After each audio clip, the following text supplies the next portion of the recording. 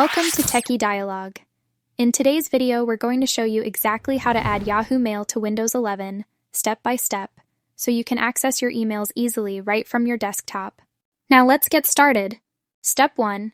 Open the Settings app on your Windows 11 PC. You can simply search for it through the search bar.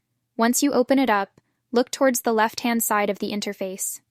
From the menu bar, click on the option that says Accounts, and then scroll down a little. Step 2. It's time to add your Yahoo email account. Under the Account Settings section, find and click on Email and Accounts. At the top of this interface, you'll see a button that says Add Account. It's usually under the Add a New Account section. Go ahead and click on Add Account. Step 3. A drop-down box will appear on your screen.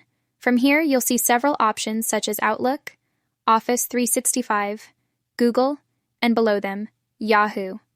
Click on Yahoo to continue. Step 4. You'll now be taken to the Yahoo login page.